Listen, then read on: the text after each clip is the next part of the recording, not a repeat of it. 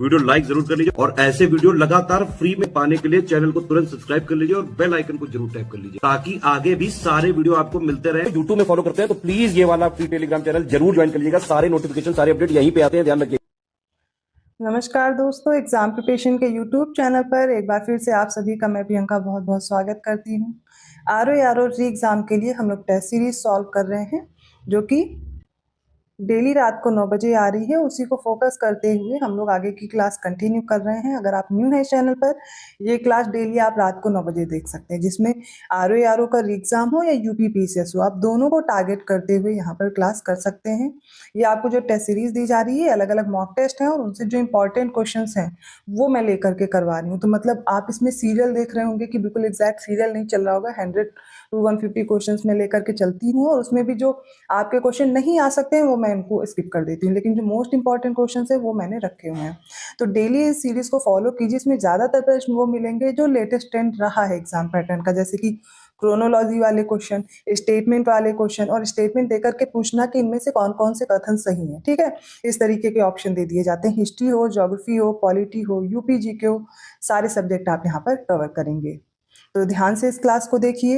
इसके साथ साथ आप टेस्ट सीरीज ज्वाइन करना चाहते हैं या पेड क्विज लेना चाहते हैं, कंप्लीट क्रैश कोर्स पाना चाहते हैं, इसके लिए आप स्टडी फॉर सिविल सर्विसेज का कोर्स ज्वाइन कर सकते हैं। ये पेड ग्रुप के लिए आपको नंबर्स प्रोवाइड किए गए हैं।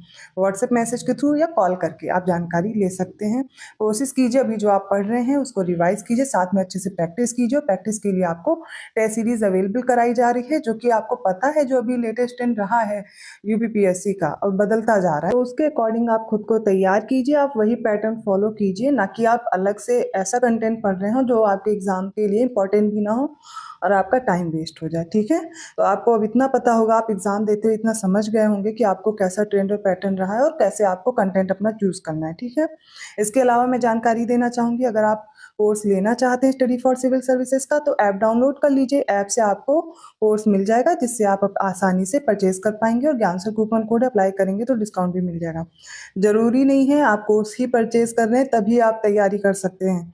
अगर आप सेल्फ स्टडी कर रहे हैं तो टेस्ट सीरीज ले लीजिए या फिर जो यूट्यूब पे स्टडी फॉर सिविल सर्विसेज का चैनल है उसे फॉलो करते रहिए, वहाँ पर आपको टेस्ट सीरीज प्रोवाइड की जा रही है। ठीक है, तो दोनों आपके पास ऑप्शन अवेलेबल हैं, आप जैसे भी मेहनत कर सकते हैं उसे तैयार कीजिए। इस चैनल पर आपको जीएस के जो इंपॉर्टेंट कंटेंट है जैसे कि टॉपिक वाइज है वो दोपहर 1 बजे आता है और रात को 9 बजे प्रैक्टिस कराई जा रही है। ठीक है, तो ये प्रैक्टिस की क्लास में कंटिन्यू कर रही हूँ। आप डेली ऐसे ही क्वेश्चन देख सकते हैं जो मोस्ट इंपॉर्टेंट है और रेगुलर अगर आप इसको फॉलो कर रहे हैं ना, रिवाइज कर लेंगे डेफिनेटली, जैसे कि अभी पीसीएस के पेपर में भी क्वेश्चन थे और ऐसे आगे भी मिलेंगे आपको। ठीक, चलिए स्टार्ट करते हैं क्लास।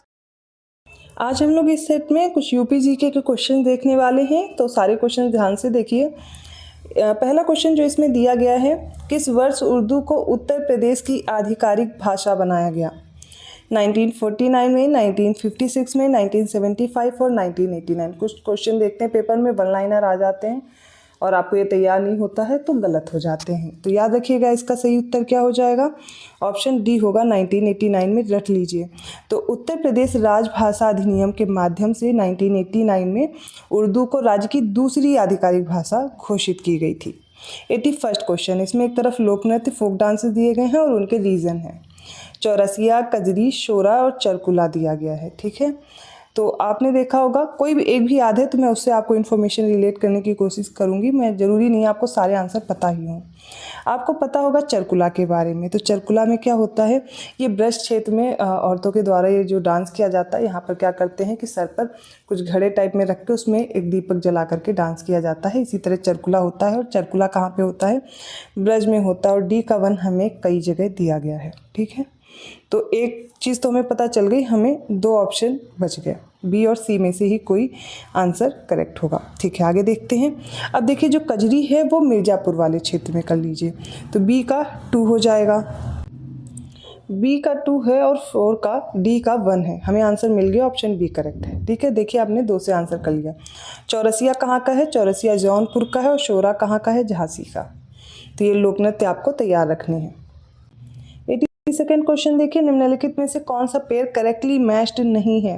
नदी हैं और उनके पास स्थित शहर हैं। गोमती नदी के पास जौनपुर है, हिंडन गाजियाबाद, रामगंगा के किनारे मुरादाबाद और बेतवा नदी के पास बांदा है।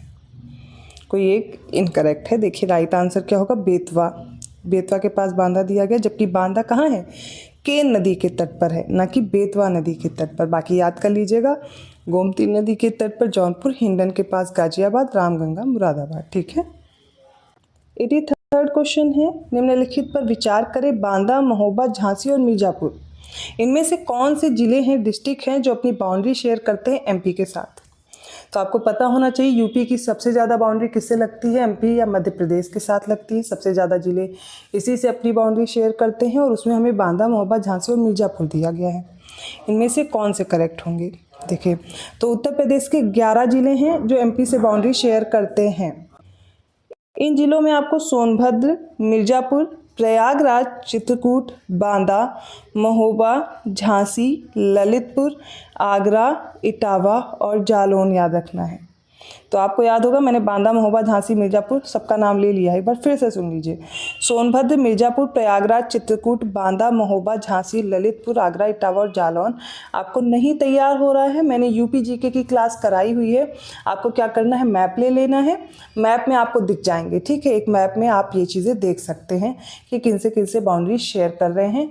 और अगर आपको वो चीज़ें याद नहीं हो पा रही हैं तो आप लोग बताइएगा, मैं हर क्वेश्चन में जिनमें मैप की ज़रूरत है मैं वो भी इंक्लूड कर लूँगी। बट आपको ये तैयार होना चाहिए, क्योंकि मैंने दोपहर वाली क्लास में कराया इसलिए मैं बार बार मैप नहीं दिखा रही हूँ। अगर फिर भी नहीं तैयार है, आप वो क्लास नहीं कर पा रहे हैं, आप बताइएगा। हर क्वेश्चन में जहाँ पर भी मैप की ज़रूरत है मैं मैप के साथ आपको लर्न करा दूंगी। यहाँ पर राइट आंसर ऑप्शन डी है, पूरे 11 जिलों को आपको याद रखना है। अब हमें क्या करना है 84th क्वेश्चन में, यहाँ पर कुछ झील दी गई हैं और उनके स्थान दिए गए हैं, इनसे मैच करना है। कीथम झील है, चितौरा है, बरुआ सागर है और फुलर झील है। याद करिए। चलिए, कीथम झील कहाँ पर है, आगरा में है। चितौरा कहाँ है, बहराइच में है। बरुआ सागर झांसी में है और फुलर झील पीलीभीत। ठीक है, अब इनको मैच कर दिया और इसका राइट आंसर ऑप्शन ए होगा 2143। 85th क्वेश्चन देखिए, भारतीय संविधान का कौन सा अनुच्छेद राष्ट्रपति को आपातकाल के दौरान मौलिक अधिकारों को लागू करने के लिए अदालतों में जाने के अधिकार को निलंबित करने की अनुमति देता है। Which article of the Indian Constitution allows President to suspend the right to move to the courts for enforcement of fundamental rights during the time of emergency। तो इमरजेंसी के समय पर कौन से मौलिक अधिकारों को लागू करने के लिए अदालत में जाने का जो अधिकार है उसको निलंबित करने का अधिकार राष्ट्रपति को है। बताइए, आर्टिकल 32, आर्टिकल 359, आर्टिकल 365 या आर्टिकल 360। पता मैं दोबारा इसलिए रिपीट कर देती हूँ, कभी कभी क्वेश्चन एक बार रीड करने में समझ में नहीं आता और दोबारा कोई रीड कर देता तो लग जाता कि हाँ ये क्वेश्चन इसमें ये पूछा गया है। तो जब भी आपको समझ ना आया करे कोई भी क्वेश्चन, एक बार हिंदी में पढ़िए, पेपर देने के टाइम नहीं समझ आ रहा एक बार इंग्लिश में रीड कर लीजिए, फिर उसको आंसर करने की कोशिश कीजिए। इसका राइट आंसर होगा आर्टिकल 359। तो आर्टिकल 359 में ऐसा दिया गया है कि आपातकाल के दौरान जो मौलिक अधिकार को लागू कराने के लिए अदालत में आप जाते हैं आर्टिकल 32 के तहत, तो इस अधिकार को निलंबित किया जाता है इमरजेंसी के समय पर। 86th क्वेश्चन है, हाल ही में मुख्य सूचना आयुक्त के रूप में किसे नियुक्त किया गया है। हीरालाल सामरिया हैं, विश्वास मेहता, विनोद कुमार तिवारी, अरविंद कुमार। राइट आंसर हो जाएगा ऑप्शन ए, हीरालाल सामरिया को। 87 क्वेश्चन देखिए, निम्नलिखित कथनों पर विचार करें। पहला, देश में 8 केंद्र शासित प्रदेश हैं और सेकंड है केवल 4 केंद्र शासित प्रदेशों की अपनी विधानसभाएं हैं। बताइए कौन सा उत्तर इसका सही है। देखिए, हमारे देश में 8 केंद्र शासित प्रदेश हैं, 8 यूटीज़ हैं और 28 स्टेट्स हैं। ठीक है, अब इसमें से पहला स्टेटमेंट तो करेक्ट हो गया। दूसरा बताना है कहाँ कहाँ पर विधानसभा है। दिल्ली है, जम्मू कश्मीर है और पुदुचेरी है, तो 3 ही जगह तो हुई, इसलिए ये जो सेकंड स्टेटमेंट है गलत है। 3 जगह, 3 यूटीज़ में विधानसभाएं हैं अपनी, और इसका राइट आंसर इसलिए क्या होगा, ऑप्शन ए करेक्ट है। 88 क्वेश्चन देखिए, निम्नलिखित कथनों पर विचार कीजिए। पहला है, यूपी में जो चंबल अभ्यारण्य है इसको डॉल्फिन अभ्यारण्य के रूप में स्थापित किया जाएगा। और सेकंड है, राष्ट्रीय चंबल अभ्यारण्य 3 राज्यों में फैला हुआ है। थर्ड है, गंगा डॉल्फिन यूपी का राज्य पशु है। कौन सा स्टेटमेंट करेक्ट है। इसका राइट आंसर देखिए क्या होगा, तो उत्तर प्रदेश में जो चंबल अभ्यारण्य है ये डॉल्फिन अभ्यारण्य के रूप में स्थापित किया जा रहा है। 20 किलोमीटर तक का जो क्षेत्र है इसको डॉल्फिन के लिए यहाँ पर ज़्यादातर उपस्थिति है और 50 से 80 से अधिक डॉल्फिन यहाँ पर मौजूद हैं, इसलिए इस क्षेत्र को क्या बनाया जा रहा है, डॉल्फिन अभ्यारण्य के रूप में विकसित कर रहे हैं। और ये जो गंगा डॉल्फिन है ये 3 राज्यों में है। सबसे पहले चंबल अभ्यारण्य का सेकेंड स्टेटमेंट देख लेते हैं। एमपी, राजस्थान और यूपी में 635 वर्ग किलोमीटर में फैला हुआ। दोनों स्टेटमेंट करेक्ट हैं, ऑप्शन ए राइट होगा। थर्ड इनकरेक्ट है क्योंकि यूपी का ये जलीय जीव है, कौन सा? गंगा डॉल्फिन, ना कि ये क्या हो जाएगा, राज्य पशु, ये गलत होगा। 89वां क्वेश्चन देखते हैं, उत्तर प्रदेश के कितने प्रतिशत गांवों ने ODF प्लस का दर्जा हासिल कर लिया है? ठीक है, इसका राइट आंसर देखिए, मैं डायरेक्ट आपको आंसर बताती हूँ। इसका राइट आंसर होगा ऑप्शन डी 100%। ठीक है, याद रखिएगा। अगला प्रश्न है, उत्तर प्रदेश में रामसर स्थलों की संख्या कितनी है? बहुत ही अच्छा प्रश्न दिया गया है और इसका राइट आंसर देखिए, ऑप्शन ए है 7, ऑप्शन बी है 8, ऑप्शन सी है 10 और ऑप्शन डी है 12। राइट आंसर ऑप्शन सी 10 है। कौन कौन से हैं मैं सारे नाम बता रही हूँ, नहीं याद है तो नोट कर लेंगे। सबसे पहला याद कर लीजिए बखीरा अभ्यारण्य, सेकंड समन पक्षी अभ्यारण्य, थर्ड सांडी पक्षी अभ्यारण्य, फोर्थ हो जाएगा सूर सरोवर, फिफ्थ है हैदरपुर आद्र भूमि, सिक्स्थ है ऊपरी गंगा, सेवन्थ है सरसई नावर झील, एथ हो जाएगा समसपुर पक्षी अभ्यारण्य, नाइन्थ है पार्वती अर्गा पक्षी अभ्यारण्य और 10th हो जाएगा नवाबगंज पक्षी अभ्यारण्य। आपका होमवर्क है आज का कि आपको इन सारे जितने भी वेटलैंड साइट्स हैं यूपी के, इनको नोट करना है, इनकी लोकेशन नोट करना है और कब ये बने। अगर मान लीजिए अब प्रश्न आपसे क्रोनोलॉजी में लगाने को आ जाए, क्योंकि आजकल फेवरेट क्वेश्चन हो गया है ना आयोग का, तो क्रोनोलॉजी लगाने के लिए कुछ भी दे देता है। तो आपको क्या करना है, यूपी की जितनी भी रामसर साइट्स हैं उनको एक जगह नोट करिए, उनको क्रोनोलॉजी में लगाइए और उनकी लोकेशन लिख लीजिए। आपको नहीं तैयार है तो आप बताइएगा, मैं करवाऊंगी, लेकिन मैं इसलिए आपको ये वक्त दे देती हूँ कि थोड़ा बहुत आप खुद से भी कर लेंगे। 91st क्वेश्चन देखते हैं, लिस्ट ए को लिस्ट बी से मैच करना। एक तरफ मेला है, दूसरी तरफ उनका स्थान है। कजरी, कैलाश, ध्रुपर और कलिंजर मेला। चलिए मैच करते हैं। कजरी कहाँ लगता है? महोबा में लगेगा। कैलाश मेला लगता है आगरा में, ध्रुपद लगेगा वाराणसी में और कालिंजर मेला बांदा में लगता है। 2, 4, 1, 3 है और ऑप्शन बी करेक्ट होगा। 92nd क्वेश्चन है, उत्तर प्रदेश के सबसे पूर्वी और सबसे पश्चिमी जिले कौन से हैं? बलिया, शामली, देवरिया बागपत, कुशीनगर और बागपत। तो सबसे पूर्वी का मतलब है ईस्टर्न मोस्ट और वेस्टर्न मोस्ट, तो हमें ऐसे याद करना होता है। ठीक है, यूँ तो जो ईस्टर्न मोस्ट है उसको बताना है और वेस्टर्न मोस्ट। इसका राइट आंसर होगा बलिया सबसे पूर्वी होगा और शामली सबसे पश्चिमी है। इधर लिख लीजिए बलिया और इधर लिख लीजिए शामली। ऊपर सहारनपुर सबसे जो पूर्वी हो जाएगा, उत्तरी हो जाएगा, सबसे दक्षिणी हो जाएगा सोनभद्र। ठीक है, तो नदर्न मोस्ट और सदर्न मोस्ट भी याद रखेंगे। 93rd क्वेश्चन है, पॉलिटी का है। भारत के राष्ट्रपति को उपलब्ध वीटो शक्तियाँ हैं, मतलब भारत में जो राष्ट्रपति हैं उनको कौन कौन सी वीटो शक्तियाँ प्राप्त हैं? निलंबनकारी, जिसे सस्पेंसिव वीटो बोलते हैं, पॉकेट वीटो और एब्सोल्यूट वीटो।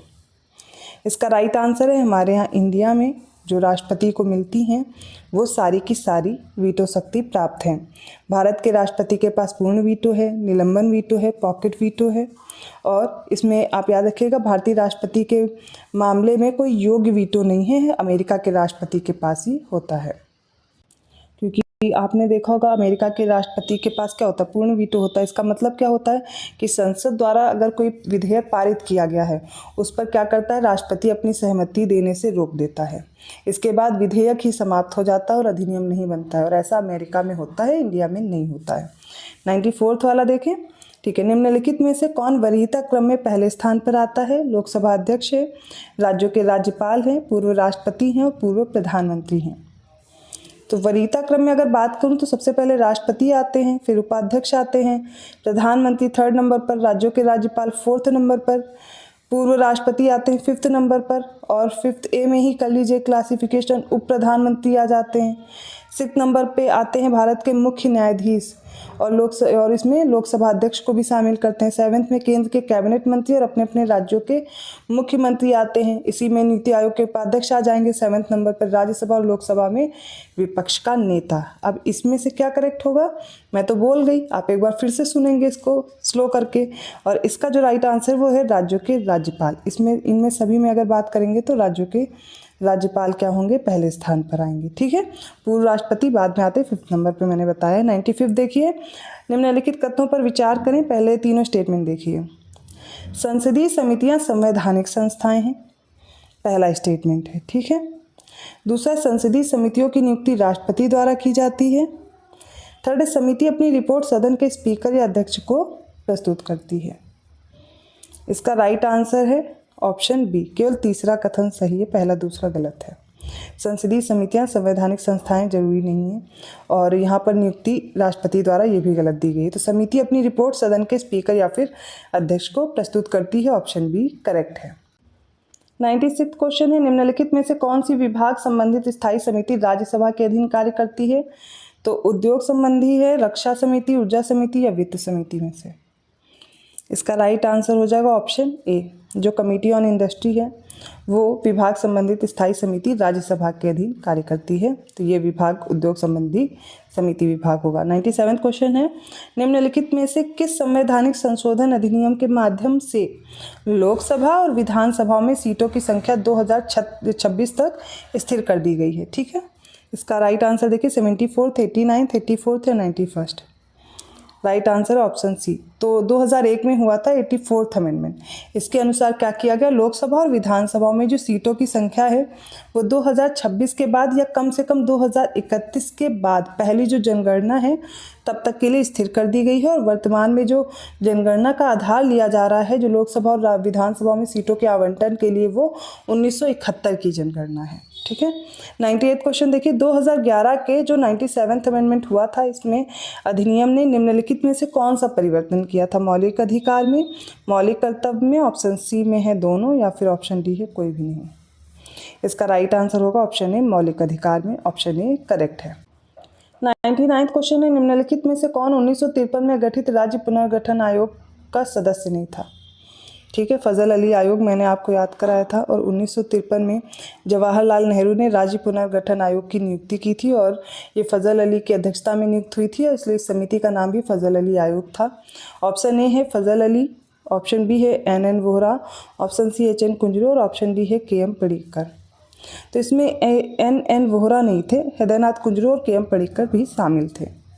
अगला प्रश्न है, भारतीय संविधान की 9वीं अनुसूची के संबंध में निम्नलिखित कथनों पर विचार करें। दो स्टेटमेंट है। पहला है 1955 के चौथे संवैधानिक संशोधन अधिनियम द्वारा इसे जोड़ा गया।